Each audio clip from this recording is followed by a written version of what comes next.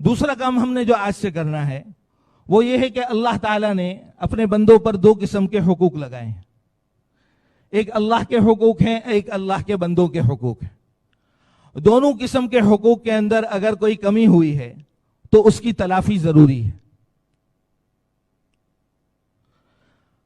اللہ کے جو حقوق ہیں ان میں سے بعض تو ایسے ہیں کہ ان کی تلافی کے لیے صرف توبہ ہے، اللہ معاف کر دے اب نہیں کریں گے.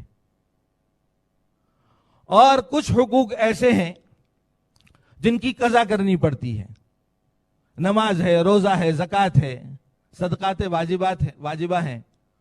اگر اس میں اللہ نہ کرے کوئی کمی ہے تو اس کو آج سے پوری کرنا شروع کر دیں، اور کوشش کریں حج پر جانے سے پہلے اللہ کا یہ قرضہ ہم ادا کر چکے ہوں.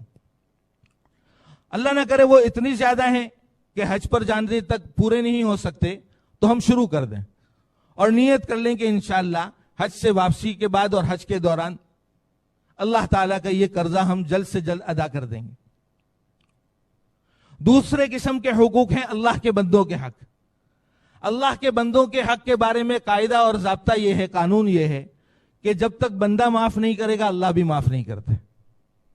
کسی کو گالی دی، کسی کو برا بھلا کیا، کہا کوئی ہم سے ناراض ہے، کسی کا مال لے کر اس کو واپس نہیں کیا، قرضہ لے کر واپس نہیں کیا، کسی کا مال پر زبردستی ہم نے قبضہ کر لیا ہے، اللہ نہ کرے، یا یہ کہ کسی کی غیبت کی، کسی کا بہتان کیا، تو ہم اپنے متعلقین سے معافی مانگیں. اگر کسی کا مال ہمارے پاس ہے تو وہ واپس کریں. اگر فوراً واپس نہیں کر سکتے تو اس سے اجازت لیں کہ اللہ نے ہمیں حج کی توفیق دی ہے، ہم واپس آ کر آپ کا قرضہ اتار دیں گے. یہ دو کام ہو گئے.